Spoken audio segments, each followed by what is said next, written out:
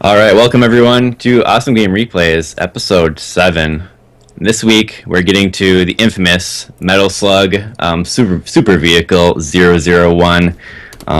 This is a run and gun developed by Nazca Corporation, published by SNK in 1996 for the neo-geo MVS. And just straight from the wiki, this game is known for its sense of humor, fluid animation, and fast-paced two-player action. It's the first in the series, and it's been ported to many, many different things. And finally, we're getting to it on Awesome Game Replays with an awesome replay with a 70-minute scoring run of Metal Slug. It will also be a 1-credit clear. We'll be taking a pretty in-depth look at that with a featured guest and the player of the replay, MathU. So welcome, MathU, to the show. Hi, how's it going?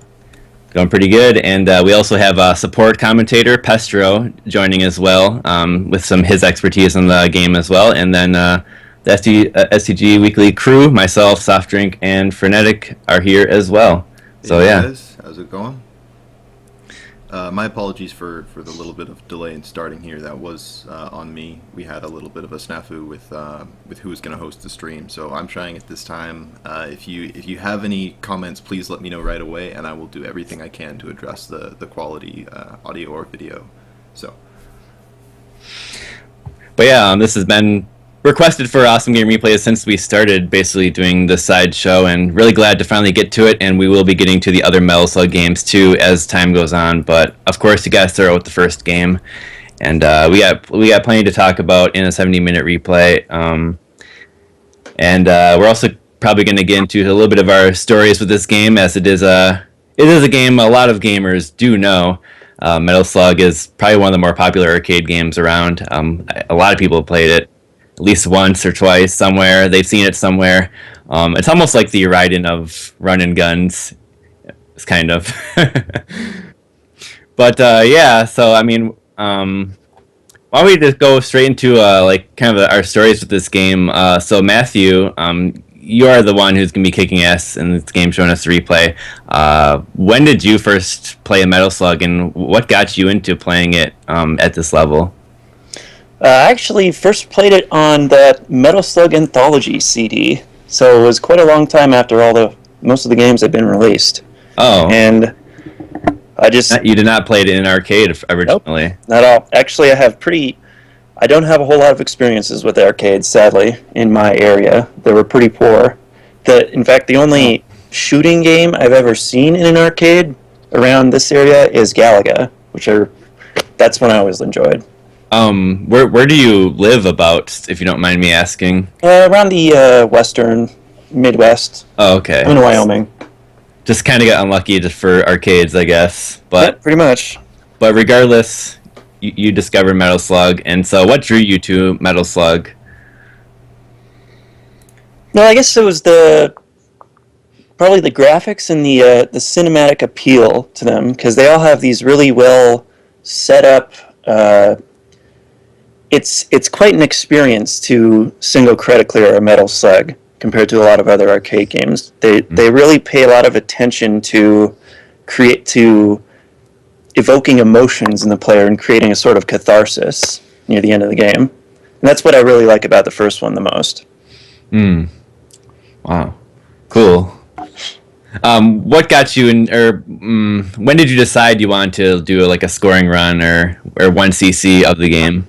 Well, that was probably 4 or 5 years ago. I decided it was time to finally one life clear every single game, because I'd always been a fan of the series since playing on the anthology, and I just thought it was time to get them all done. Cool. You just wanted to step it up. I got you. You've one life cleared all of them. Yeah. Wow. You are with all prisoners. Most all prisoners in all those clears done. Nice. Wow. But Amazing. So I've had a one life clear for Metal Slug done for a while, but when you guys approached me about this, I decided actually, I think I can do better than this, and I just kept finding all these new tricks, and until I finally got to this replay, which is quite a stark difference from the original.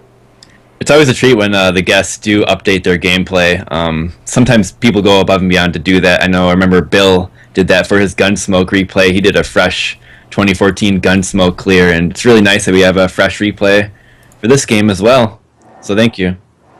My pleasure. What about you, Pestro, or the other guys, Soft Drinker and Frenetic? Did you guys have any particular fond memories with this game growing up or anything? I think Soft Drink, you did mention it was a fond part of your childhood. Yeah, absolutely. It's funny because I kind of grew up at a point in time. I grew up in the '90s. Born in the '90s, I should say. So I grew up at a point in time when arcades were already kind of gone, and there weren't any anywhere that I lived. But we had, there would be pizza places that would have 5 or 6 machines, and there was one in particular that would always just have a good assortment of stuff, and there would always be Metal Slug games there. So I have been playing these games in the closest thing that I knew to an arcade setting growing up for literally as long as I can remember. So it just means a lot to me, and this first game in particular I have a lot of really strong associations with. So I love the art style in all of them, and I just love the creative and especially the kind of sense of humor that they all have. It really is just a wonderful series. So and it's something that means a lot to me personally. So I haven't played them as much as I should. Cool. I'm going to yield the floor to Pestro, and then I'll speak after him. Okay, sure. I used to play it a lot co-op back in the day, and remember also later when I got a bit older, used to meet up with a bunch of friends and drink beer, and we would always play at least one of the Metal Slugs. It just was this reoccurring thing that whenever we met up and play games, we would always be Metal Slug. So it's a lot of fun actually. I think the entire series is great co-op, to be honest. And and then way later I also got the anthology series and played some more. And then there was a high score challenge on another forum actually for the first Metal Slug, and that's when I actually started. Okay, let's see if I can actually want to see it. And then I started finding out about the secret prisoners and discovering more about the game, and it just increased my appreciation of the series from that moment on. Sweet. Yeah. I mean, I've seen big reds are pretty ubiquitous. There were in liquor stores or bowling alleys or even laundromats. So I would just kind of go ahead and play. How many Metal Slugs are there? There's 6, 7? 7 or 8, maybe 9. Yeah. Count XX and 7 is different. Oh, and then there's Metal Slug 3D and the advanced game too. So probably 10 games, I guess. Yeah. So they're really, they're really a common if you find a MVS Big Red. So I haven't really played this series a lot seriously, but I pop in a quarter, see how far I would get, and kind of get all the neat weapons and. But I'm excited to learn along with you guys at home if you haven't played Metal Slug seriously and would like to really see an in-depth episode. So I'll be fulfilling the role of asking some kind of beginner questions too. So. Indeed. Yeah, cool. It's pretty obvious that this game is just plain fun, and I'm glad we're getting to it. Okay, well, if we have go ahead. Oh, Nazca, if you don't know, also did In the Hunt, so that's why you're going to see some similarities. Right. Yeah, they did a lot of different IRM games, actually. Even one of the guys worked on the first R-Type as well. Ah. And R-Type 2. Yeah, and Gun Force 2 is also considered a spiritual predecessor to Metal Slug. Yeah, they reused all the sound effects in Gun Force 2 for Metal Slug. Oh, wow. That's I never knew that. Pretty much all of them.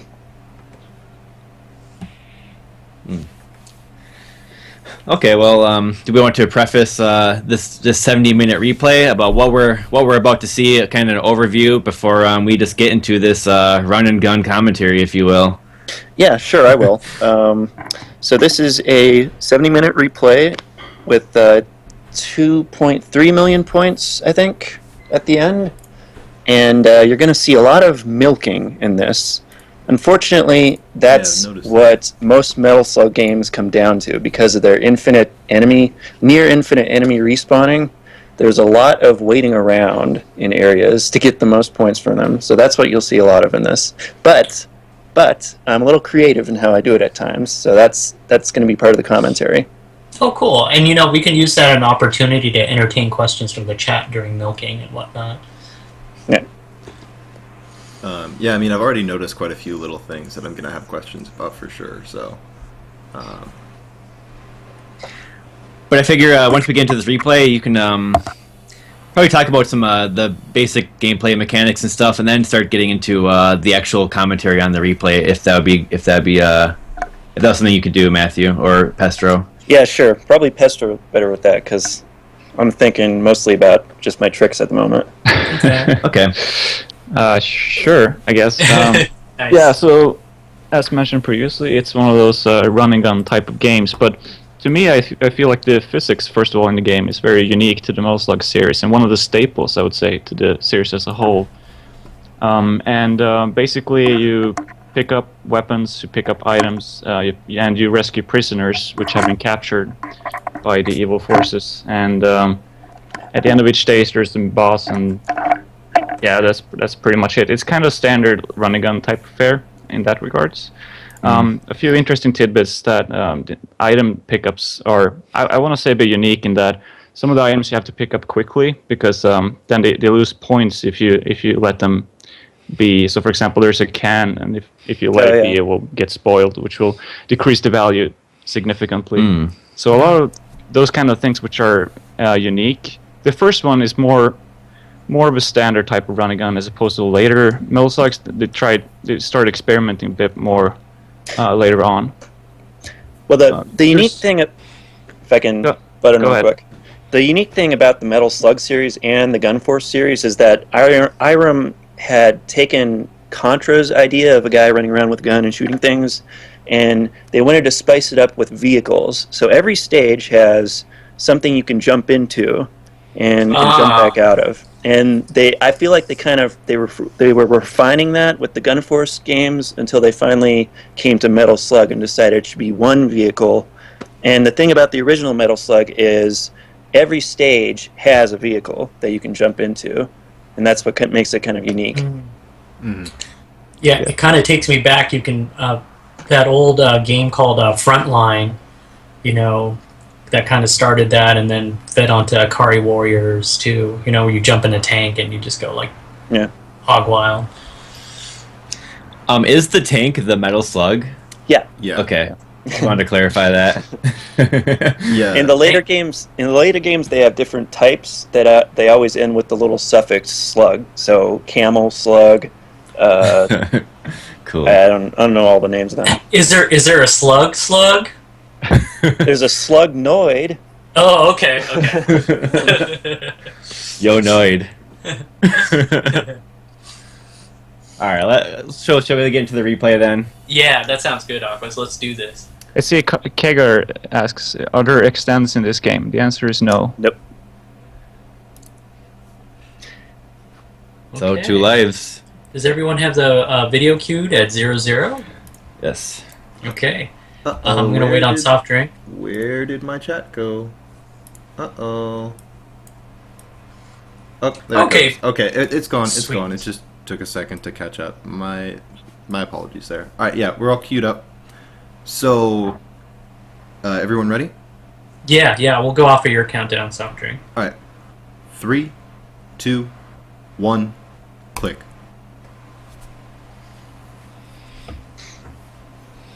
Okay, here we go on the neo-geo. Nice. So is this from a neo-geo, MathU? Did you play this on neo-geo? Oh no, this is a replay made in MAME. Ah, okay. So It's on the Neo Geo hardware, emulated. Sweet. No, I'd like to play most games on the anthology, but that's actually kind of a fairly inaccurate collection, unfortunately. Ah, okay. Okay, so right off the bat on the first stage here, what you want to do is get through this first area as fast as possible, because there's a point coming up where you want to have as much time left as you can for this one milking part. And then, of course, knife as many enemies as you can. You always want to knife the grunt enemies, because they're worth 300 points instead of 1. Oh, I see. Now these straw rooftops here, they give you extra points if you destroy them with bombs, instead of shooting those little explosive barrels. So like that one right there, that was 5,000 points. Oh man, just like a Yagoa game. Yeah, bomba. Craziness. It's mostly just in this first level, though. Oh. So how come you jump out of the tank? Just to keep the screen from scrolling forward too much here, because I want to get as much damage in on that helicopter before it's destroyed. Okay. Oh, I see. As many points, because every shot is 100 points, and sometimes so when you get destroy, more kick. Okay. Yeah, sometimes when you destroy enemies, they don't actually die right away, so you can keep hitting them for more points. Okay, so here's the first scoring setup.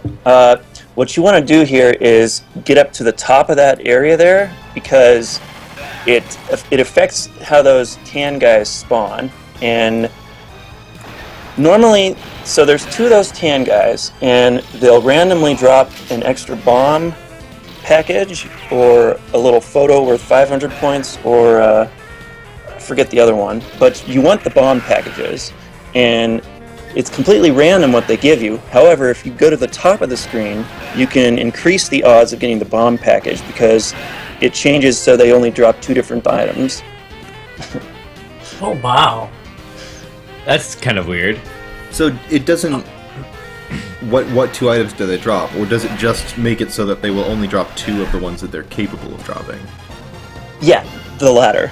Okay, it changes it so they'll only drop a portrait or a bomb package, oh, okay. which is better odds than where if you were hanging out at the bottom of the screen there. Then they have 3 different items they can drop. I forget what the other one is. So is there by more? the way, Soft Drink, so- did you just that they want some more game audio? Yeah, I bumped it up. Is it still too Okay, low? cool. They said it's good. Okay, cool. Tiger said it's good. So right here you see me using... So you'll see me demonstrating the most important trick to getting points in the first Metal Slug, and it's that you have to land a tank shell at the sweet spot right in front of a grunt enemy. Now, if you shoot it too far, you'll kill the enemy with the tank shell before it explodes and only get 100 points. If you shoot it too close, you'll kill them with the blast, but it won't be close enough. But if you hit it just right, you'll get 1,000 points every time. And that's what you see me doing right here. Wow. And that's kind of what I like about the first Metal Slug, because none of the other ones have this little scoring trick, and it leads to some pretty interesting little scenarios you can set up. Yeah, this is really interesting, and the amount of setup and forethought that must go into this is actually probably pretty intimidating, I would say. Oh, and you see me jumping out of the slug here, because Yes. that affects how they spawn up there. If you're standing on top of that little platform, you can force them to always spawn right there by that explosive barrel, which is important for setting up what I was doing there. There are Now- also... Go ahead. I only have so many tank shells left, so what I'm doing here is I'm forcing them to pair up together so I can get double kills with it. Oh. Snazzy. Yeah, Speaking Oh, of that little snazzy, jump that right is jazz. in your range. that wasn't intentional. Thankfully, you can take 3 of those hits in this game. Speaking of jumping out of a slug, there's also a few frames of invincibility when you jump out of a slug. So as you might have Yeah. noticed previously, it looked like he was taking hits, but he didn't die. It's because of those. So you kind of want to abuse Well- that at certain points. Actually, what you might have been noticing there is in Metal Slug, the animations for when you're ducking, they lag behind the actual hitbox. So sometimes it may seem like you don't have enough time to duck a shot or something, but the reality is that the moment you press the down button, your hitbox shifts downward, so you can always dodge something. There's always time. That's a good tip. Yep. Now what I'm doing here is waiting around for a few more enemies to spawn. There's always 4 of them right here. Just enough for my extra tank shells. Wow. Yeah, I goofed that one. Yeah, I noticed. That's really interesting, though, that you get 10 times as many points. Okay, so now you'll see the other scoring aspect to cannon shots, and it's that whenever you shoot a mechanized unit, you always get 1,100 to 1,300 points for it. So unlike the soldiers, that one's a guaranteed large amount of points. However, the trick is your tank shells do 16 damage, so it's actually lost points if you just spam tank shells at a tank or something. What you want to do is you have to memorize how much health each enemy has, and then you shoot at it until it has only a sliver left, and then you fire the tank shell, and that gets you about 1,100 extra points than you would get normally. Nice. So then you maximize the milk points before finishing it Man. off. Nice. No wonder it's 70 minutes long. It's a lot of optimization. This is like very optimized. Yeah, There's wow. those hidden prisoners there in the waterfalls. Right. Man, hogging the machine. Jeez. And that same thing I was talking about with the tank, this applies to bosses too. So if you memorize how much health a boss has, you can do the same thing. You shoot it until it has only one hit left or whatever, and then you fire a tank shell as the final blow, and that gets you like 1,000 extra points. You'll see me do that here. And the easy way to keep track of how much damage you're doing to a boss is every hit you make with a bullet, whether it's a machine gun or a handgun, it always does 100 points. So this boss here, it has 220 health. So if you just have a look at your score before the fight, I don't remember what it was, and then you add 220,000 points to that, and just make sure you don't get to whatever that number is. And there you go.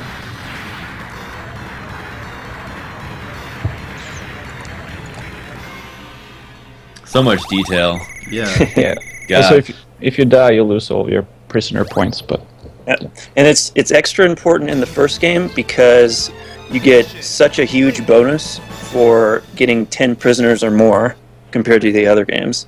In the first game, each prisoner alone is worth 1,000 points, but you get 100,000 points for rescuing 10 or more in a level. So the disparity is really huge. I always love the little secrets in the start of the stage, or in different areas in the stages where you can like shoot different background elements, like the flags and clock here. Okay, now this doll here, that's Nice. a random point value, unfortunately. It's either 50,000 points, 5,000 points, or sometimes a little miser guy, an old guy, shows up, and he's worth 0 points. That's kind of rare, though. Do you restart if you don't get the 50,000 one? Well, there's 2 items in Mission 2 that can be worth 50,000 points. And yeah, I Right. do restart if I don't get either of them, because it makes such a big difference to your score. It's possible to get both of them in this stage, but you have to get real lucky. Now that piece of toast there is the other one. Sometimes that's also a doll, and it can be worth 50,000 points. Piece of toast. That looked like a frog. Well, Tank bouncing. it can be a frog or a piece of toast or a mushroom. It's random. Okay. Piece of toast. And you're using the fire shot here to maximize the milk points, right? No, the fire shot. Well, I skipped the rocket launcher to maximize them, but the flame shot actually, it gives you the proper amount of points per the amount of damage that it does. So if it does 7 damage, you get 700 points. So it doesn't matter whether or not you pick up the flame shot. That one doesn't hurt. But you should avoid rocket launchers and shotguns when you're playing for points. Oh, Yeah, that's no what shotguns? The shotgun's Yeah. so great in these games. It's just a directed explosion of death.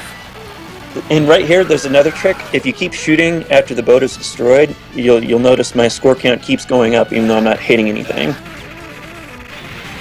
So just wait for me to blow this one up. Now you see, I'm still shooting in the air and getting points, even though nothing was happening. Now I accidentally grabbed the shotgun there, so I'm going to ditch it here. That was a mistake. But so the reason you don't want to pick up a shotgun especially is it does 20 damage while only giving you 100 points. So that's a gotcha. lost 1,900 points there for every shot you do with the shotgun. The rocket launcher does 5 damage. When I say damage, I'm comparing them to the amount that a single bullet would do.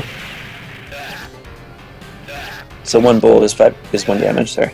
Yeah. Okay. So the prisoners are they always set, or do you have to do conditions to make them appear? Well, there's no conditionals. There's a lot of hidden places you can find them. Okay, they're just Okay. hidden. Okay. There are some points with completely random prisoners in this game, unfortunately, that you just have to get lucky on. I'm going to highlight them when they come up. Those are really annoying, yeah. Very frustrating. Got a train tank here. Yeah, you'll notice if you just go real slowly, you can deal with those slow motion blue shots real easily. Alright, so at this spot here, you're going to see some planes coming up. Now, this goes back to the mechanized trick I was talking about earlier. You can tank shell planes as well as tanks and other things. Not only that, though, but you can, if the idea is to line up a grunt enemy with a tank shell so that you get the points for the grunts and whatever you hit with the mechanized shot. So you see right there, I just got 3,000 points because I destroyed not only the plane, but 2 of those guys with a tank shot. Wow. And right here what I'm doing is I'm trying to set up one of these guys to move forward, because when you fire a tank shot at a guy with a shield, you also always get the 1,000 point bonus. That one's guaranteed. You don't need to line that one up at all or anything. You just fire the shot and the tank shell will hit the sweet spot because of the shield. Okay, so this boss has 390 health. And I would demonstrate more on how to dodge those rockets because it's kind of tricky, but unfortunately it doesn't do too many of them on this playthrough.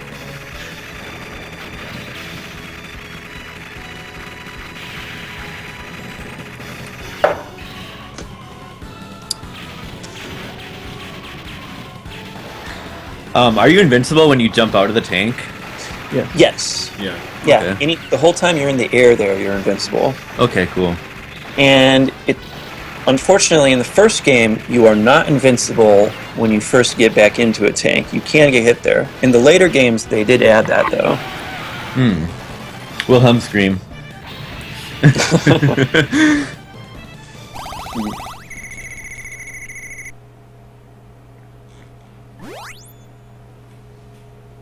So 623,000 points there, that's pretty good.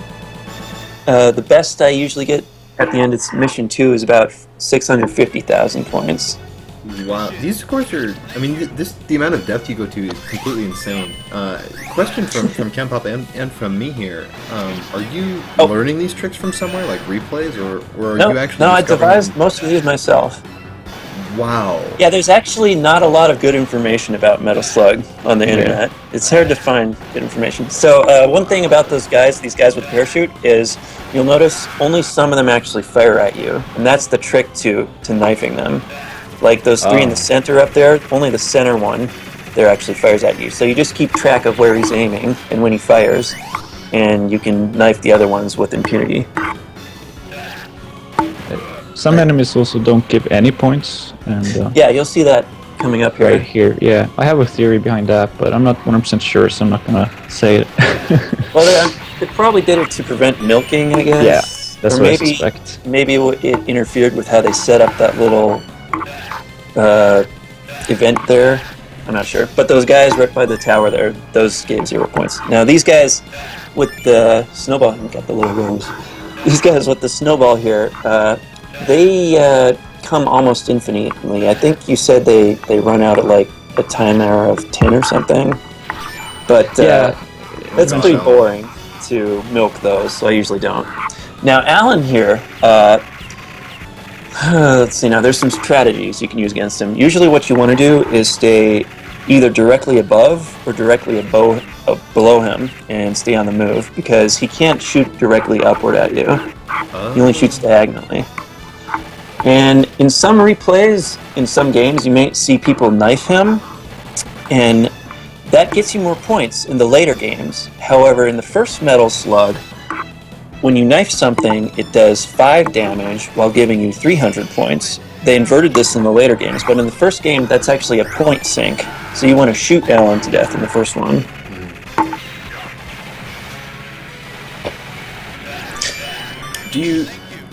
Maybe this is a bad time to ask, but do you have any just survival advice for him other than to always stay above or below? Yeah, sorry.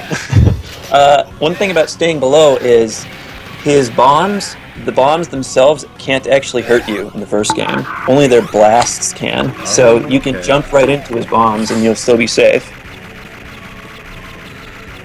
But otherwise, he moves around kind of randomly. But if you're across the screen from him, you should be prepared to duck, because he'll often fire straight forward at you, and that can be dodged by ducking. But otherwise, you usually want to stay directly above or below him, because he can't fire straight up or down. He's usually the first wall that people encounter in the game, but he's not too bad once you kind of figure out his patterns and how to deal with him. So he messes me up sometimes, even still now. Oh. So, now this part right here, you can milk these guys for kind of a small amount of points, but it's a risky situation because there is a bug that can pop up when you're doing this, where the game doesn't know how to handle so many projectiles on the screen at once, and what happens is the enemies will stop launching projectiles so you can't be hurt, and your gun will stop firing. So if you run into that bug, you basically have to restart, because you can't kill them, you can't destroy anything to pass through it, and they can't kill you. Huh. Oh, so that's why. Yeah, it's happened to me actually, but I didn't know why. That's really interesting. So it's kind of risky if you seem try like to there's a remove lot of those. projectiles there. Is that because you're managing them very well? Yeah, maybe it isn't the projectiles. I'm not entirely sure how the bug is triggered, but that's what happens as projectiles stop. The game stops allowing any projectiles to form.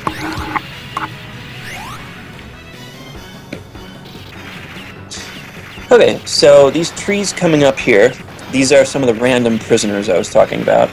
Now, some places you might read about online, they say to shoot the top or whatever.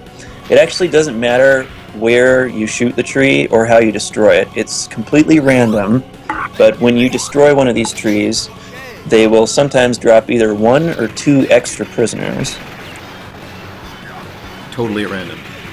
Yep, completely random. Sadly. And I don't get any of them in this playthrough, unfortunately. But I'm telling you how to do it, at least. Doesn't matter how you destroy those trees.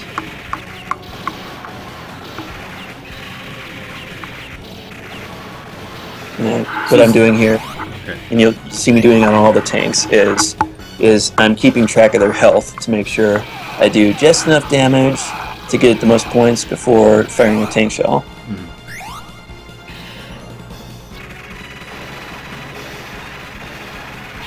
Except on one's behind you. Yeah, because there's not much you can do there. Okay. Also, make sure to hit those bricks there. Sometimes you can miss those. Those are each worth 2,000 points. When you destroy each of those little instances with the bricks there.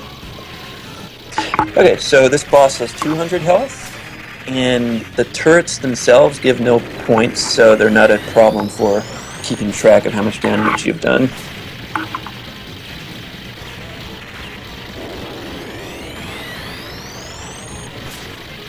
And there are also secret prisoners that spawn here. Yep. There's 5 prisoners total at this boss that will spawn over time. Unfortunately, some of them don't show up sometimes, randomly. Yeah, I was actually gonna ask you about that because I've noticed that. Okay, so it's just random. Yep, it's just random. My theory is that it has to do with them popping up off screen, because if you move off the screen here when there's a prisoner on it, you'll make that one disappear. But yeah, I don't know about that one.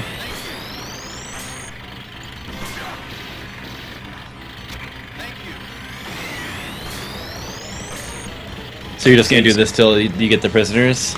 Yep. Alright. Is there a reason Easy. you're not collecting the shot shells there, the cannon shells? No, I don't. I don't care about them right now. Okay. Not important. I have 25 cannons anyway. But I mean, would you get points for collecting them or no? Oh, actually, yeah, you can get points for collecting ammo in any of the Metal Slug games if you're already maxed out on ammo for something. This mostly happens in Metal Slug 3 during the final mission, but when you have 999 machine gun bullets, the next machine gun you pick up will give you 1,000 points. And likewise for bombs, you have 99 bombs. Oh, I didn't realize it took that many. Wow. Okay. Yeah. I knew it took 999 machine gun, but I didn't. I thought there was a lower cap on the bombs for some reason. Nope. Okay, so the starting point here, well, you'll see it. You just wait around and some prisoners will pop up. Got kind of careless here. Yeah, you really need to control. These guys throw This- rockets, and you got to be careful. Make sure you kill them, because those can be a little tricky to deal with. Yeah, this first section of the stage is really important to control how the screen scrolls. But Yeah, I guess we'll so- get into that. So, okay, so this first prisoner right here, you want him to walk forward all the way to the building, because he drops some bombs, and if you let him walk forward that far, you can pick them up with your tank to get some extra tank shells. Yeah. Cool. So everything in this game is about getting tank shells and putting them to the best use. Scoring, at least. For the 1,000-point bonus. Yep. Now, what you see me doing here is rounding up guys, because it's really easy to hit the sweet spot when you fire at a wall or a mechanized unit or something. So I'm going to get 1,000 points for every single one of these guys, as well as the barrel and the wall. Just lining it up perfectly. Double kill. Neato. Now, sometimes these guys don't like to show up, but it's not actually random. It happens when you enter the screen too high up, and they don't spawn correctly. If you enter from the lower point, you can always make those guys pop up. Shooting at the ceiling there. Okay, so this part, the idea is to fire tank shells when they come on the screen in pairs. Now, there's only so many of them, though, so you do want to do it quickly. But sometimes you'll see me skipping tank shells when only one pops up. See, I'm letting that guy pass and waiting for the doubles.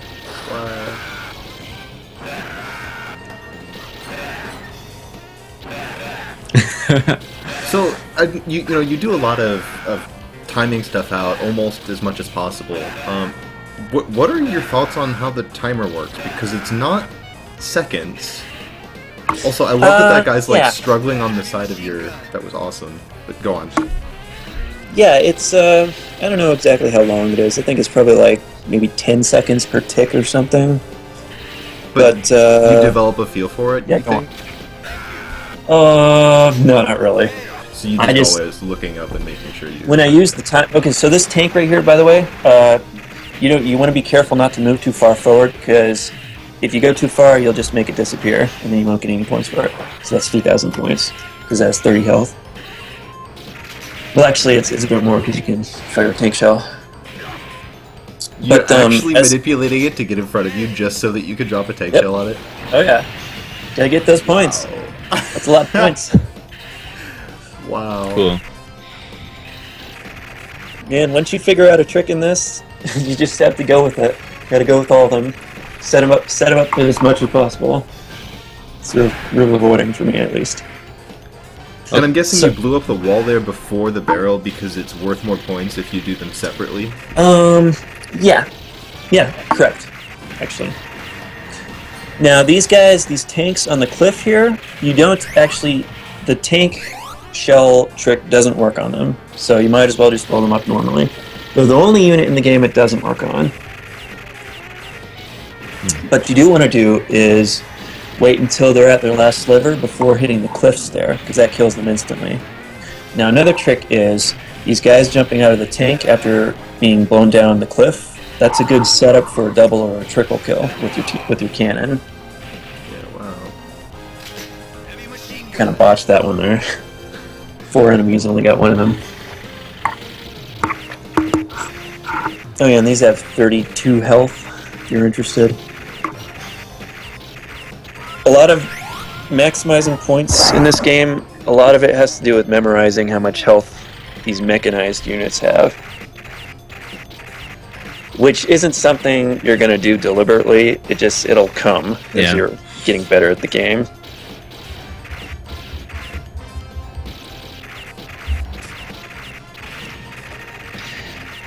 So what were you saying about the timer? Oh yeah. I was just curious because what I do. Oh, and this tank right here, another case for an easy front point shot. I think you took your first damage there. Yeah, that was an accident. Okay, so the timer. When I use the timer, I do use the timer to time some things. I'll talk about it later on, but I really don't know how long it actually is in terms of seconds. Sorry. That's about 3 or 4. I was just curious because I mean it's kind of a weird timer. Like I've always just wondered like what's going on with that, and I was curious since you spent so much time with the game if you knew what that was or you know how you used the timer. But... Yeah, I don't know. I don't know why they don't just use seconds. Well, okay, it's probably because it would take up larger space at the top of the screen. The timer as it is now is kind of convenient. It's easy to look at.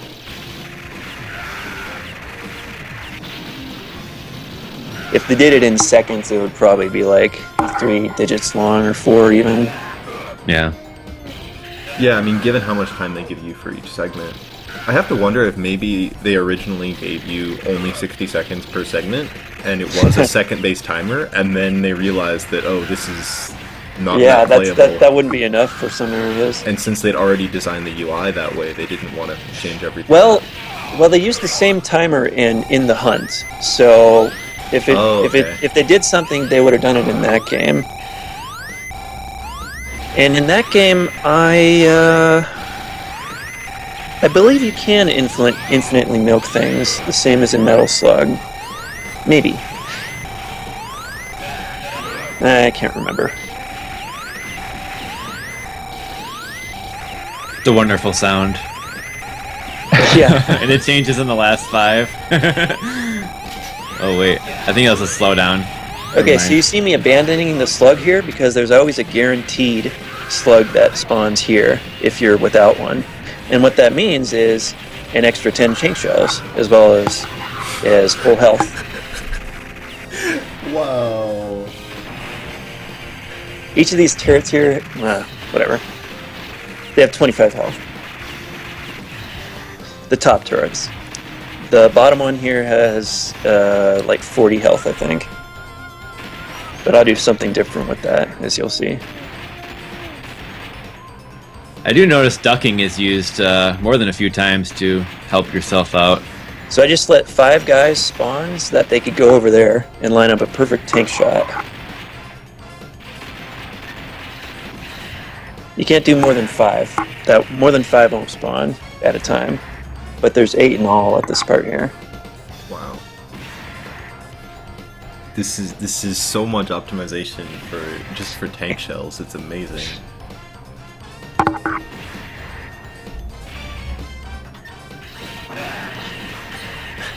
Okay, so right after that you need to be prepared. Because after those 8 guys are done spawning, those planes will start appearing. They're a decent source of points. So you'd probably never see those planes if you're just playing normally. Yeah, you wouldn't. No, not at all. But, well, if you wait around long enough, 2 extra prisoners also show up inside that little bunker there. I'll get them in a bit here. So they had the milking in mind. Well, they show up quite a long time before the planes do. They're there right now. You just can't see them. I love that the missile from the planes is visible through the little mesh on the side. Like they have that nice like touch. transparency layer there. That's pretty great.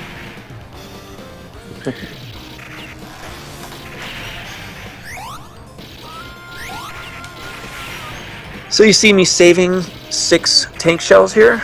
I'm saving them for even better tricks later. Normally you might want to use them on these planes here, because that's 1,000 points for each killing blow. But there's much more points to be gained if you save them for these turrets later on. Oh, 5 shells, sorry. I just want to echo the sentiment from the chat that this is just really amazing to see and hear kind of this incredible deconstruction of the game. I had no idea that there was so much depth to all this. So Yeah. A lot of people requested this game for an episode, and perhaps this was the reason why. Well, I hope they're not going to hate it by the end, because there's so much waiting around in a scoring play in Metal Slug. Do you have any rituals you do when you're waiting around, or just doing like the mindless Well, right there, walking? the reason I was waiting around right there is I was trying to remember how much health this turret has, which is 16.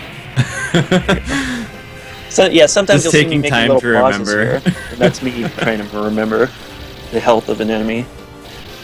But you'll see a part coming up in the next mission, and we'll talk more about what I do during that. With the game so detailed, it must help to have landmarks and stuff to Yeah, fill in your mind on what's coming up.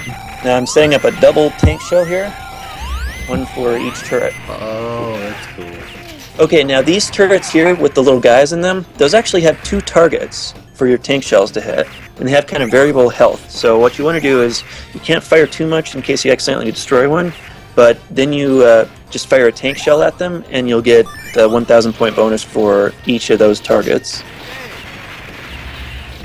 Another double kill coming up. Destroyed at a time. Unstoppable. But I don't see him defending any houses. This is kind of annoying when they run behind you on this. It's random. Get in front of me.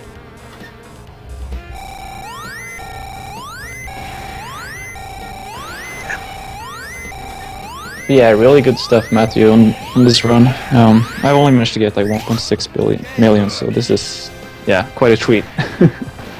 What's the end score? If you don't mind spoiling it, I haven't looked at the end yet. 2.3 million. I think I said it before. Wow! Should have saved it, I guess. Well, halfway there. Okay, so this part here, I actually don't want to destroy the cannon along with the prisoners, so I line up a special sweet point spot that won't damage the turret. Because sometimes when you have too many targets at once with a tank shell, you won't get the point bonus for some of them. That requires a lot of targets, though. There's only a couple instances, like the one right there, and another one you'll see. I'll talk about in the next mission. Oh, this boss. So first, these little prisoners here, Nah. and what I do is I don't grab their medals there. I let them sit around because you can chain medals in this game for some extra points. It doesn't really matter until the final mission. And How do you mean chain you'll them? see, Like you collect them in quickly in a row, or just yeah, a row? quickly in a row. They use Okay. the same mechanic to much greater effect in Metal Slug 6 and 7 with the coins that enemies drop. It does the same chaining thing. Wow. Yeah, I've noticed it in those games. I had no idea it worked here too. Scoring is real interesting in Metal Slug 6 and 7. That's one thing I really like about those games. It's all about setting up the perfect bunches of coins. I like the scoring because it's like you're really utilizing the environment and platforms and positioning in ways that you never do originally. Really, Yeah. it's your survival. It's funny, instead of freed prisoner, it says recaptured prisoner. It's like, were they from another nation and you're capturing them? Okay, so mission 5 right here. When you're Prisoners of scoring, war. you want to get through this part as fast as possible. You could probably get more points by ignoring these buildings here, but I didn't. Oh yeah, and you want to get the prisoners in them too. But you want to get through this section quickly, as quick as you can, for this part coming up here. Is that the game? Sure. Okay. Okay, so you don't want to move too far forward here, because you're setting up a bug that the game has. You see, you can still get points for these armored personnel carriers here, even though they can't be damaged yet. So this is a major point source in the game, and you're just sitting around shooting that thing until the timer runs down. So here's a good breakpoint. And what I what I did in this replay, because it's tough on your hands, is I'd switch around hands when I'm mashing the shot button. Oh wow, no auto fire. Yeah, I don't use auto fire. I don't. Oh. Depending on the game. Oh. I don't know. It depends on the game. I usually see it as cheating sometimes. I'm the same way myself, actually. I play very few games with auto. I would say that auto fire is... Well, for Metal Slug, it is kind of cheating, because it trivializes the point of picking up weapons, especially for bosses. I see, like, why need heavy machine gun when you exactly, have one when you on can all fire the the time? same, right? Okay. But, yeah, I can see people wanting to use autofire for score, just because of these two stupid bugs here. Because depending on your mashing abilities, it can make a pretty big difference. I see. You're going a bit slow there, and then you sped it up, and then you're going a bit slower. Yeah, that's me taking a break. Yeah. That finger. Right. He's like, the prisoner's like, the questions from the chat are like, what are you doing? And he's going, Help. The prisoner's going like, come on, dude, save me. Why are you shooting that? Oh yeah, so those medals there, that's a good... You should be very careful about picking those medals up right there, because if you move just a little bit further forward there, it'll make the APC vulnerable. So they're only worth 10 points, 20 points, 30 in all, so it's not really a big deal. Okay. To let them fade out, which they will eventually.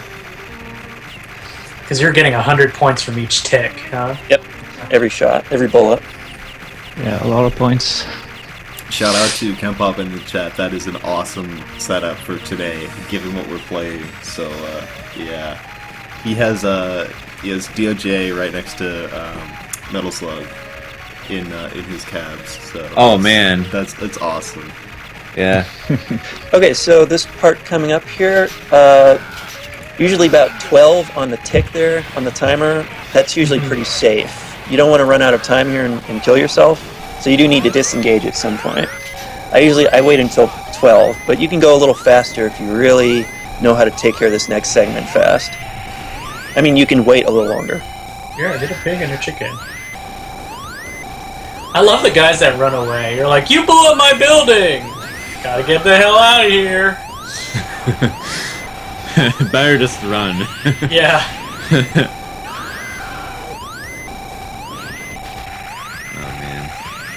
Oh man, cutting close. Okay, so here's where the timer regenerates, and this is another point where you need to set up a little marathon. You want to go through this next segment as quickly as possible. And not a marathon, a little race. Okay, a race, okay. Because this is a race to get to the next armored personnel carrier for setting up the trick once again. Oh, which is like shooting with a cannon to get No, spawning not guns? Yeah, you actually want to hold on to your cannon shots for near the end of the stage here. Okay. This is just... Oh, here we go. I'm noticing. Oh my gosh!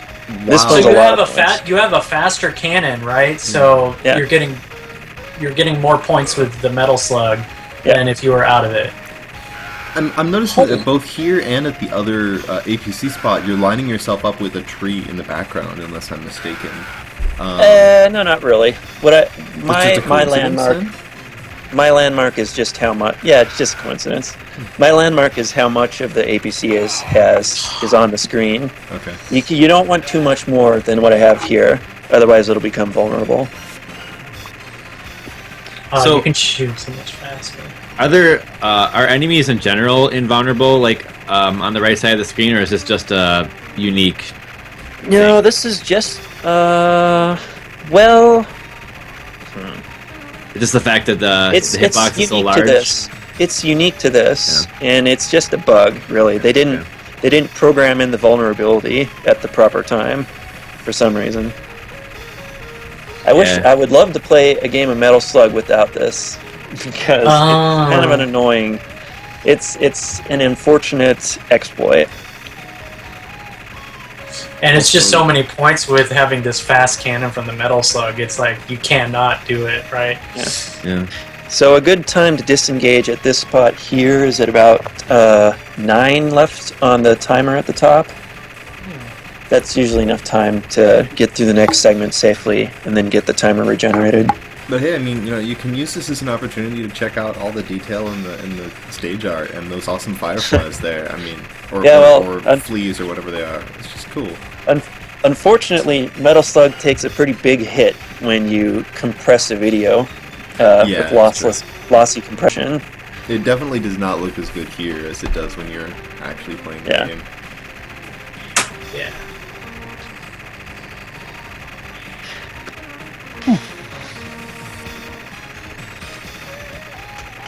I wonder if there's some like scanline and balloon kind of plugins that I can get for VLC for exactly this purpose of just showing replays.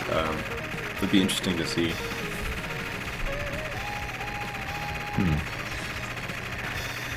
Anyway, just thinking out loud. Oh, here we go. Hi.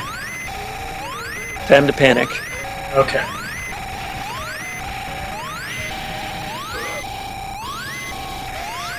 But you got so many points off of me.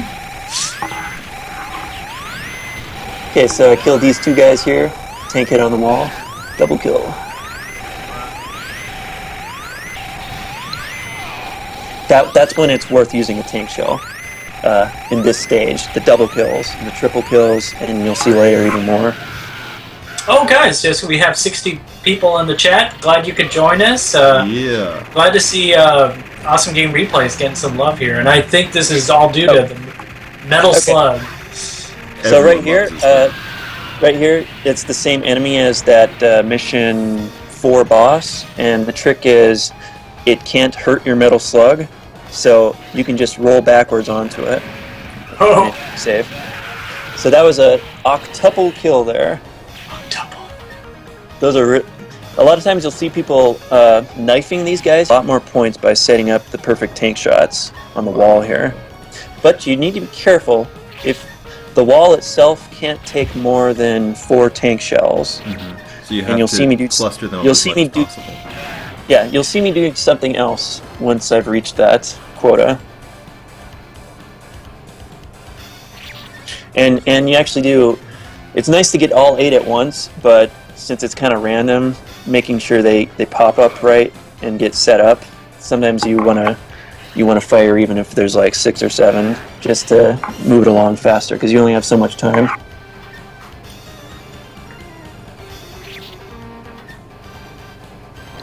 Want to get those monster kills. Yeah. Shoutouts to Pork Chop Express out in the chat. F-Man loves his pork chops. Pork chop sandwiches. So you don't want to destroy the wall here with the tank shell, because the wall itself is worth 5,000 points. And it's one of those cases where if you have too many targets, you won't get the bonus. You won't get those 5,000 points. So what I'm doing now is, I still want to get points for these prisoners, but I'm lining up a perfect tank shell to get them in the sweet spot, but not damage the wall. Man, could it be any more optimized? Maybe a little. I did mess up one thing in this run that Goodness. I was kind of sad about. The level of patience required too. Yeah. Like, this is not everyone's cup of tea, probably. But I do like the techniques. Oh, yeah, that guy's trying to get in there. Yeah, maybe for one of these you could do like a Metal Slug speed run. Yeah. Because that's actually really interesting in itself, and it's a lot different than playing for score. More emphasis on the run than the gunning. Well, the jumping actually, because the way the physics in Metal Slug works is you move faster laterally when you're in the air than when you're on the ground, and that's useful for speed running, but also 5 kill there. Yeah, that was a nice bomb.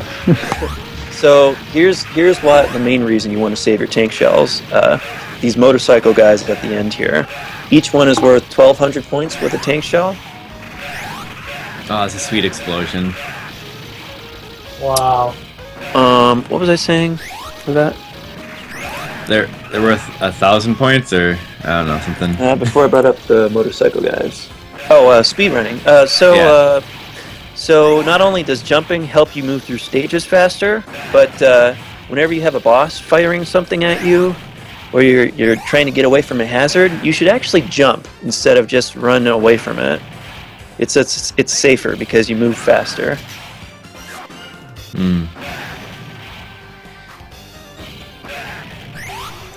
So these are the cannons you conserved from earlier on in the stage. Yep. Yeah, so just to optimize this section. These motorcycle guys and the part with the wall there.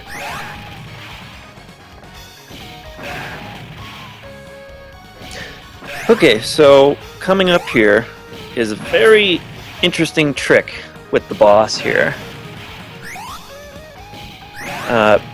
This boss has an attribute when it transforms. After you do 90 damage to it, it transforms and brings out this little flamethrower. But it doesn't actually have enough health to keep it alive during that whole time. So what they have is it can't actually be destroyed during this amount of time after it starts the transformation. So you can get a lot more points actually if you know how long you have left before you need to stop shooting.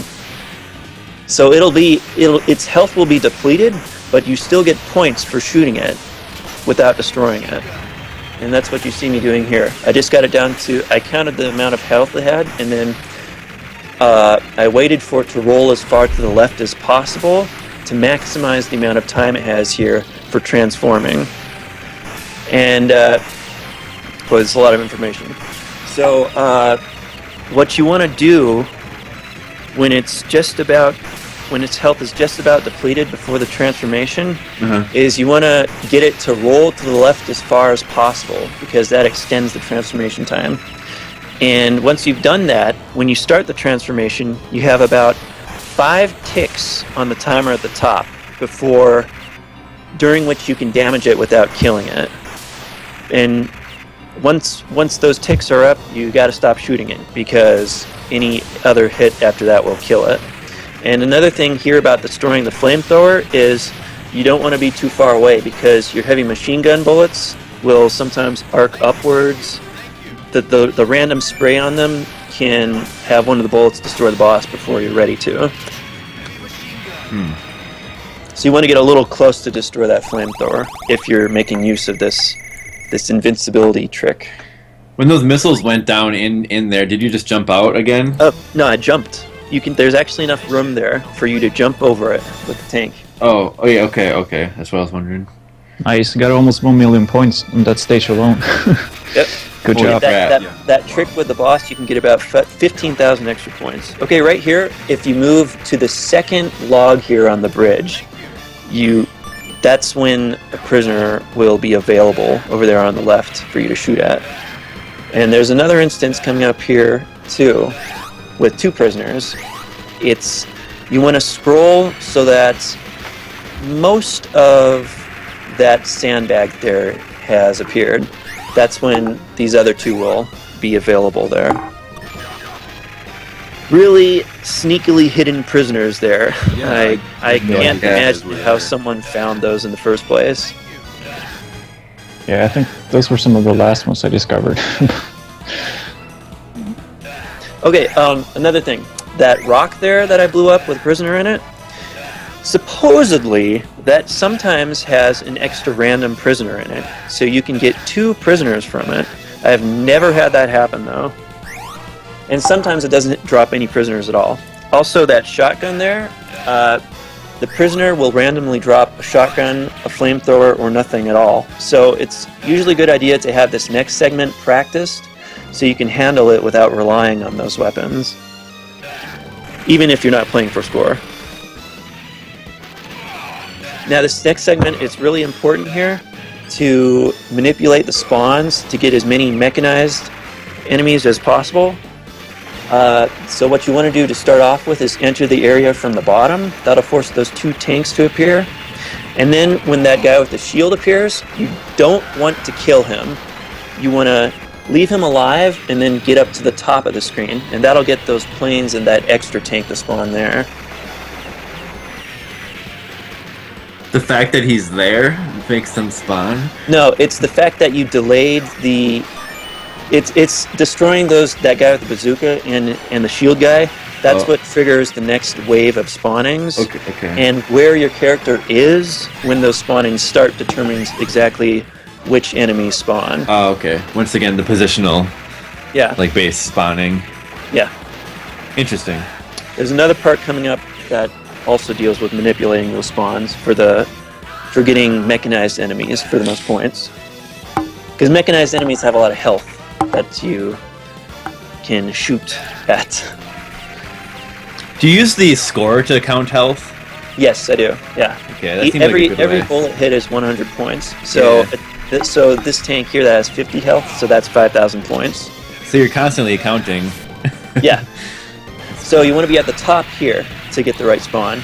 If you Metal enter Slug this, helps you learn to count. if you enter this area from the bottom, a bunch of motorcycles will appear, and they don't give as many points as that tank down there. Oh man. Well, his name is MathU for a reason. Well, I do have a math minor actually. Oh wow. Hey, that is awesome. So I like that. there's another wave that spawns there, and you want to destroy that tank up top before that happens because it's pretty dangerous. Okay, so this area here, depending on where you are when you enter it with the prisoners, it'll determine the spawn point for one of these prisoners. It'll determine whether it's at the top or the bottom, and it'll also determine whether it drops a shotgun or a medal. Now, when you're playing for survival, you want that shotgun, and to get it to spawn with the shotgun, you want to enter the area from the top, and to get it to drop the medal, you want to enter it from the bottom.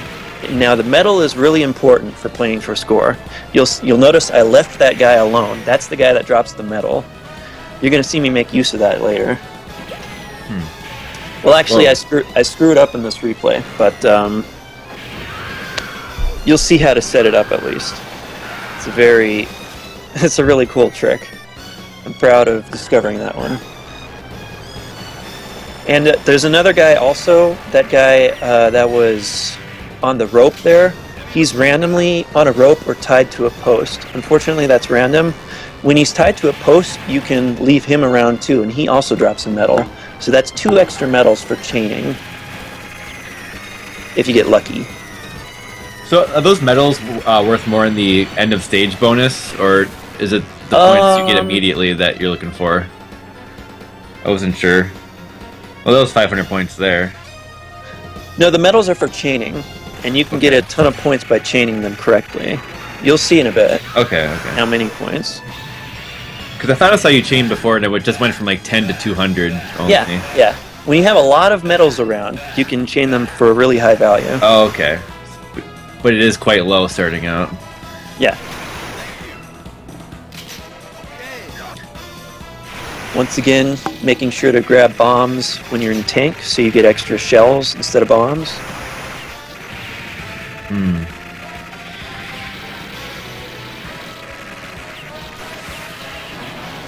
Now these guys, you can memorize how they drop their torpedoes, so it's intimidating at first, but only those ones there actually drop them low. These guys here, you don't even need to duck or anything. There's no danger. Yeah, the previous section is more or less just high-low, high-low. Yep.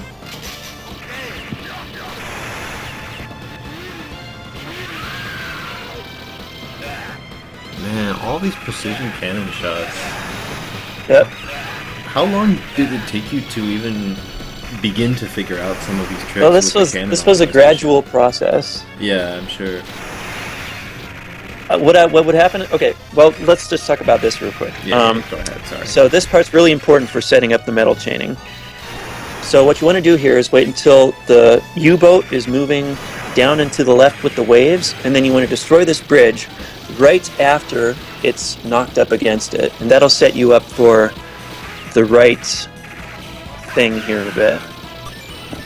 So you have the U-boat a bit ahead of right now, Yeah. essentially. Okay, so these metals down here, Oh, whoa.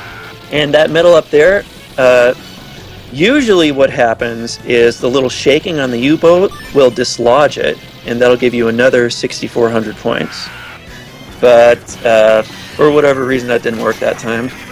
What you can do, if you really want it, I didn't do it on this replay, is you move the tank a little further to the right, and then you can use the jumping animation, which gets you much higher than a normal jump. The jumping out of the tanks thing, and you can get on top of the U-boat like that and still grab the metal and chain it. But the reason you want to move the tank forward more is so you don't scroll the screen too much, and you can get back into it after running off to the right off the U-boat. Goodness. So here you see the final trick with these bomb rolling guys. You can actually hit your tank shell on those and get the sweet spot bonus for each one of them. This requires good timing though. And if you mess up, I demonstrate how to solve that a couple times. You want to keep the machine gun pointed forward. Oh, they go through that ground. If you miss. Because I was gonna say, why don't you just hit the ground? Now the way to set up the sweet spot here is you want to very gradually inch forward. It requires extremely precise timing to hit it just right without moving forward. So just this little inching I'm doing is what's helping me get these sweet spots. And you don't want to move forward too much because then you'll run out of enemies. So you just do it real gradually. And one little trick here, these guys spawn if you don't move too far forward. Just right before the end like that. Yeah. Okay, so for the boss here, there's a very important trick. Well, there's a cool trick you can do on this boss. One of the attack phases, it can't actually be destroyed when you attack it during the bombing phase. So the trick is to deplete its health and then only attack it when it uses that attack phase. And you can get a whole bunch of extra points by doing this. But there is a caveat. This boss actually has randomized health. It'll either have 500 health or 700 health. So you need to be careful not to go past 500 health, just in case you get one of the instances when it only has 500.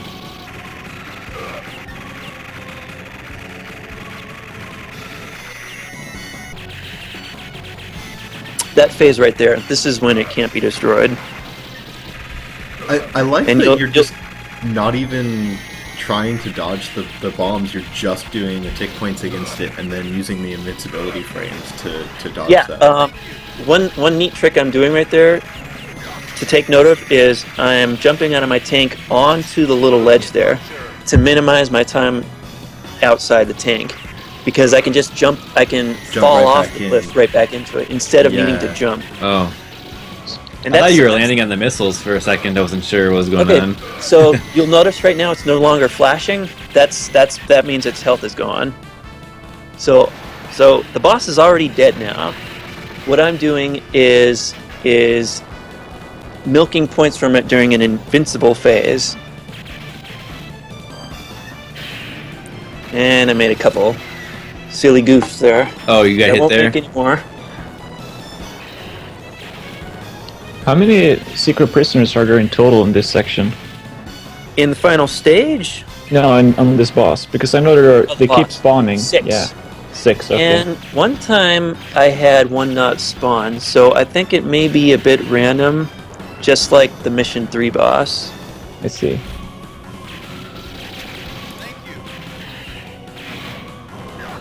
Those random prisoners are real frustrating. In the later Metal Slug games, there isn't anything like that. The guys at bosses always spawn You always get prisoners at little hidden points and stages. But they replaced that frustration with another one, because in Metal Slug X, there are 13 different 50,000 point items that are completely random in their point value. Oh, you see me using tank shells too at that point. Another trick. You should...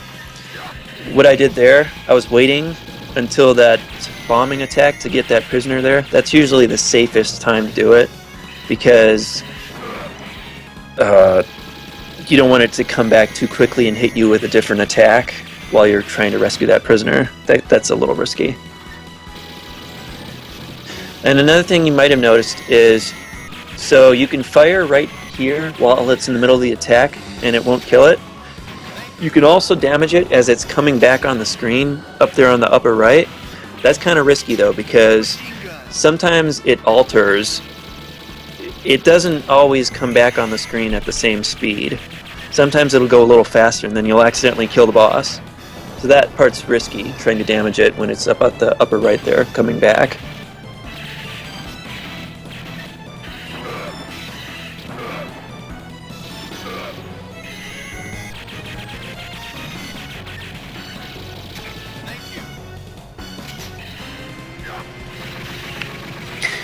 And that's pretty much it. Wow. Same thing until the end here. Well, you'll see one more trick. There's one final little bitty trick that's really enjoyable to do. Wow. This is just I'll- insane. I mean, I'll let you. all the health I'll let counting. you see it though. Oh, sorry. Yeah. I shouldn't have. Oh no, go ahead. I was just saying, like, all this like health counting and like enemy manipulation and exploiting invulnerability, and it's just crazy. Like, it's so much more complicated than I would have expected. Yeah, it's really, really impressive stuff.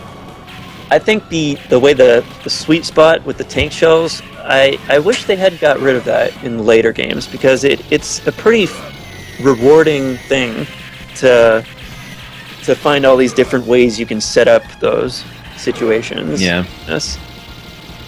So we do have some questions from chat, and chat, please, this is a great Yeah. time for questions. So if you have more, please keep them coming. So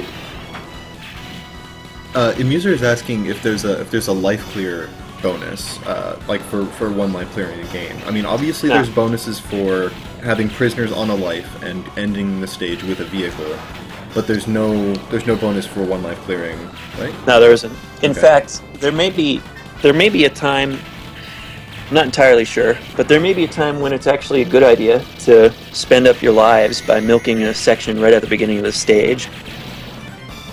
Oh, really? Yeah. Oh, Because like because the suicide? time Okay. yeah, the timer refreshes to 60 seconds every time you die. So you may be able to get some extra points at a particular point if you use up your lives in that manner. Your 2 lives. So, let's see. Otherwise, Oh, sorry. otherwise you usually want to hold on to your prisoners. Yeah, that was my. You don't want to die because it'll mess up your prisoner bonus. Okay, right here. I'm setting up the final blow. What you want is the helicopter to be as far left as possible for this. So you have as much time to What? knife him. Knife his dead body. All right. Wow. So, yeah, that was great. Wow. That's insane. Great job, man. This is great. Thanks. Let's see, some more questions. Blinge is asking that if there's a red missile sweet spot for that final boss attack, I'm assuming. What do you mean? Well, he's saying that the question he asks is that red missile sweet spot is in later games, question mark, specifically Metal Slug 3, question mark. You're talking about with the big boat plane, or I'm not sure. I think he's talking about you mean last his boss. you mean his rocket launcher? Yeah, The rockets that he fires at you? I that's what I'm assuming. I'm not sure I've ever tested that. I can tell you that the invincibility trick works the same as it does in Metal Slug 3. You can do the same thing I did here in Metal Slug 3. During that mid-boss point at the final mission, you can milk a bunch of points from it taking advantage of that its invulnerability during the bombing attack. Okay. Interesting. Alright. So it's still However- invincible there. However, that invincibility trick I used on the Mission 5 boss, that doesn't work in Metal Slug X. They take that same boss and they bring it back in Metal Slug X, the first mission. It doesn't work there. Okay. Interesting. One thing I was going to note, so there are 105 possible prisoners in the whole game. And let's see now. 6 of them are randomly found within stages, and then there's those other ones at the bosses that sometimes don't show up. So 105 total possible, if you're really, really, really lucky. I can't imagine how lucky you'd have to be to get all of those ones to appear, actually. First, you'd have to get the 2 from the rock there, which I've never seen happen, and then you'd have to get 2 from each of those trees in Mission 3. So let's see what else. Capybara is asking how much percent of your final score do you think comes down to just from the cannon trick, I should say. Oh, let's see.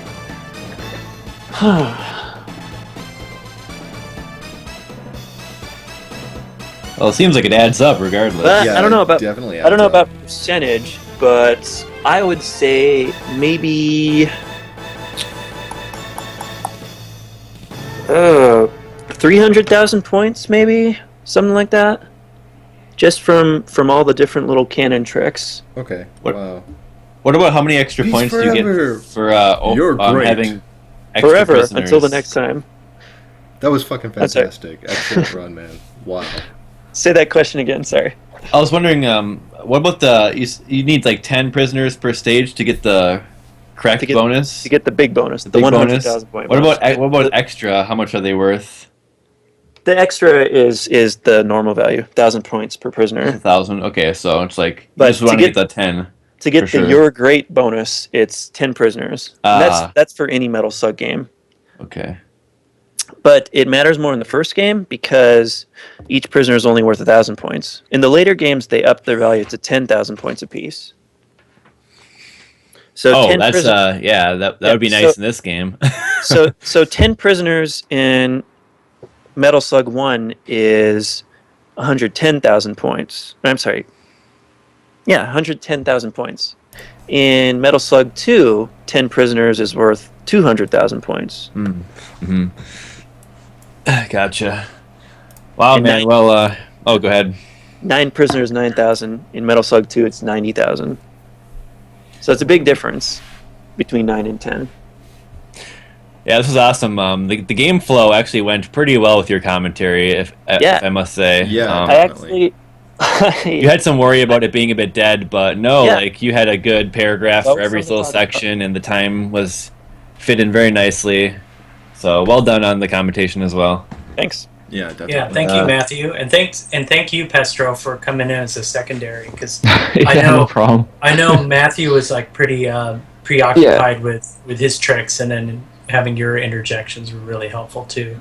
Yeah. Because I think most of us, we're really amazed by these techniques too. If you have any other questions, happy to answer them. Let me see. Because I know I spent most of the time was just talking about hardcore tricks there. Mm. So, how would someone approach this game? Like, what do you think? A newcomer?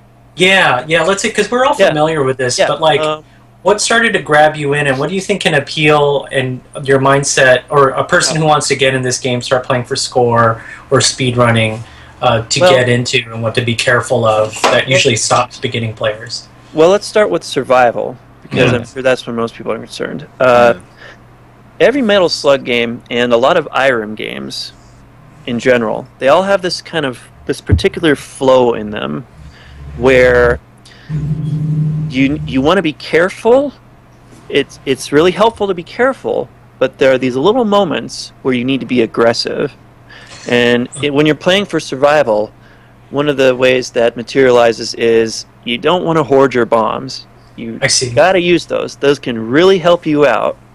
And dying with a bunch of bombs stored is just such a waste. Okay, because there's no score penalty like in shmups where you use a bomb. It's like... Well, no, not talking about score. For survival. Oh, okay. Now, when you're playing for score, that forces you to play a little differently. I see. You don't actually use your bombs very much when you're playing for score. And in Metal Slug 1, like I was saying, the most important thing is actually grabbing bomb packages when you're in a tank for those extra shells. Oh. So you want to pay attention to that as well. No, when I was playing this game too, I would get like too over eager and then just like run into bullets because you're trying to run and you're like, yeah, I'm gonna run over here, and then you get. How do you avoid that? Do you clear the screen first, or? It seemed like taking it slow was a really good. Yeah, way so to usually play this game. that's the thing. You usually want to take it slow in a Metal Slug game if you don't have everything completely memorized. But then there are the little points where you should be aggressive. Yeah, I want to say, if you're just going to get a 1cc, I want to say practice the stage 3 mid-boss and then stage 5. That would be my tip. Yeah, Alan is a really... Yeah. He's probably the wall for me right now in Metal Slug 1. I mean, he's not too bad once you figured him out, but it takes a little bit of practice. Yeah, and these tips here about staying always above or below, and that's actually not something I've tried, and I think that would be a really interesting thing to try out. So. About Mission 5, that's one of the areas... Sorry, I meant 6, actually. Yeah, because in Mission 5, if you just take it really slowly, it's actually pretty simple. Okay. Just scroll things, take it easy, and you'll get Mission 5. And you get plenty of time, too, so it's like, why not? Yeah, I meant 6, actually, on the bridges. That the part bridge is the hardest part. Yeah. Definitely. I'm glad Fnatic mentioned that the thing about being overeager, because this game makes you so excited with everything that goes on that you do want to run forward and just kill everything. Yeah, you want to see more explosions, right? But no, it just gets you dead, and you're like, oh man, I fucked up. Well, it's the same though. If you want to see beat 'em ups, you really when you see the go arrow, you should never just press forward as quick as possible. You should always keep it slow and wait until every single enemy comes on screen and then kill them. It's another one of those big misconceptions, I guess. Kind of like I don't know. Trying to get your money from you. Yeah, that's true.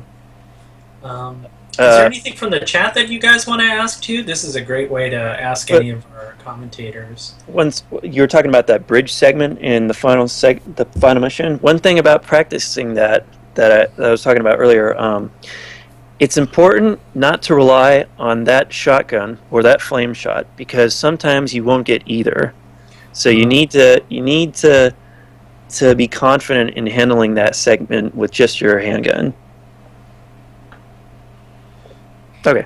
I see. So don't take those special weapons with a grain of salt, right? Yeah. A shotgun is nice, but it's not guaranteed there. You're right, because I kind of feel like, I only have the regular handgun. Like, this sucks. But actually, you should think of that as that's your main weapon, and the other ones are nice to have. Especially with all the tanks on the bridge segment, don't be afraid to use your bombs when you're playing for survival. They can really help you out in that area. Get you out of a tight situation. So, MathU, have you played in it? Their Demon Front was mentioned in here, and also maybe Dolphin Blue. Have you played those run and guns as well? I have not played either of those. Okay. I played a lot of others, though. I'm really good at elevator action returns. Oh, okay. We'd love to have you on for any of the other run and guns, not just Metal Slug. So I've been thinking of speedrunning that, actually, because it's so much fun to go quickly in that game. Someone did ask about speedrunning for this game. Did you want to just talk briefly about what that's like, if you know? Do you have any experience with that? Yeah, I've speedrun Metal Slug 3 before. I don't do the first game a whole lot, but like I was saying with that jumping physics, that's when you're speedrunning these games, you're jumping all the time because you move faster when you're jumping. Oh. And just like Mission 5 in Metal Slug, that goes by in an instant when you're speedrunning that. It is so much slower when you're playing for score, but you can skip nearly everything in that stage if you know what you're doing. Does survival become a big issue when you're speedrunning? Yeah, a little bit. One of the things about survival is, so when you're not hoarding your bombs or your tank shells, you can kill bosses super fast. Yeah, okay, that's one thing I didn't mention, actually. In the first Metal Slug, there is a trick when you're in a tank, when you're in a Metal Slug. They actually remove the on-screen bomb limit when you're in a tank. So normally you can only throw 2 bombs at once, but when you duck and throw bombs in a tank, you can throw out as many as you like, anywhere. And that's an easy way to kill bosses really quickly. Oh, I had actually suspected that might be the case, but I hadn't been able to confirm it. So only in the first game. Oh. That's really, really interesting. Because it's definitely a lot faster when you're ducking than when you're just standing like out of the tank, which is pretty interesting. Yeah. So like that Mission 3 boss, you can just rain. It only takes 20 bombs to kill it, but it's just like it'll be over in like 20 seconds. Oh man. Oh, I think that's gonna wrap it up, eh? Yeah, because we got another episode, guys. So to all the 60 viewers Double feature in Twitch chat right now, don't touch that dial. More STG Weekly is coming right up at 2 p.m. Anyway, science fiction double feature. Yeah. Yeah, so we have DOJ coming up pretty shortly. So, anyway, are there any last questions from the chat for MathU or Pestro or about this episode? Please speak now or forever hold your peace. Well, you don't have to hold your peace. You can send us a PM and we'll make sure or just, Matthew gets it. But for the on episode YouTube or something. But well, if Twitch didn't have that dumb account requirement, I'd be on the IRC right now. I don't have a Twitch account. Okay, you can sign up for free, maybe for future episodes. You want to keep that in mind. You can do a fake sock puppet account too. So, no worries. Either way, thank you so much for coming on for this and for providing this replay. This is spectacular, really. So yeah, my pleasure. Thank you, Matthew, and thank you, Pestro. Always a pleasure to have you, Pestro, on. Thank you. No problem. And Matthew, hopefully you'll come back for some more episodes, huh? Yeah, there's some other games I'm a bit of an expert at. Great. Maybe you'll do a Darius Gaiden weekly one of these days. Oh, you hear that, guys? Yeah, there's a lot of interest in Gaiden. That would be pretty fun to do, I think. So I don't know when, but here we go. Do you have a Twitch? I think you just answered that question. But do you have any interest in potentially streaming? I don't know. I'm actually not much of a fan of streaming in general. I feel like kind of an attention whore. In fact, the only reason I'm on this show is because you guys asked me about it. Oh. But otherwise, it's not something I real interested in actively getting into. Actually, I have a question for you, Matthew, if you don't mind. What would you consider to be like the absolute limit in terms of score in this game? That's a good question. Well, the difference between auto-fire and not on those APC segments is pretty substantial. So, maybe something around 2.7 or 8, maybe 2.8 million. Oh, okay. So the other difference is the random parts, the random elements. Mm-hmm. So if you got really lucky and you came with auto fire for those APC segments, maybe 2.8 million. Maybe 3 million is possible. I don't know. Is there any extra bonus for getting all of the prisoners? Nah, there isn't. Okay. No. So it's not a huge deal to miss those randomized ones. It's just kind of really annoying. Yeah. The big deal is those 2 random point items in mission 2. Those are frustrating. I just restart when I don't get at least one of those. was 50,000 points. Let's see. There was actually another question. What do you think of the other Metal Slug games, specifically the ones after 3? I like them. Metal Slug 4, I'm sure a lot of people hate that one, and I'm not a fan of it either. Okay. Learning to One Life that game made me hate it even more than I used to, because the level design in that is just, it's really poorly thought up. There's a lot of segments that the enemy placement just doesn't make a lot of sense. It isn't very fair, and then there's parts where what was I gonna say? Yeah, never mind. I forget. We'll come back to that. Yeah. Metal Slug 5. It's a fun game once you learn to get past that horrible sliding control, which takes some effort. But because there's so many times when you want to jump and shoot downwards in Metal Slug, and you're holding the down button and pressing jump, but that's not what happens. Instead, you slide right into a bullet or something. Or a guy, enemy. Yeah. Well, and once it you get works past both that, ways. I think it's an alright game. I mean, I've had experiences where like I was playing 5 for a few credits, and then I'll go back and play one of the other games, and I'm suddenly used to sliding, and now I'm jumping and shooting down, and it's like why can't I duck and shoot at the same time? What's going on? So like why can't I slide? Yeah. The unfortunate thing about 5 is it was kind of rushed out the door, so it had a lot of missing content, and it could have been a lot better. But it's a pretty good game as it is. And one thing, I always replay 5 for the soundtrack, because it has such a great metal soundtrack by what's that guy's name? He did Metal Slug 4 and 7 as well. But it's got Takashi Tezuka. No. Jeez. Takushi... No. I can't think of it. Takushi Hiyamuda. No, that's the original. That's the original Irem expert composer. He stopped composing and pretty much disappeared from the industry after Metal Slug 3. Wow. He has a producer credit on Dolphin Blue, but I'm not really sure why he's there, because he didn't do any of the music for that game, and then he didn't do anything else after that. It's such a shame, because I love that guy. He's a great composer. Okay, so Metal Slug 6.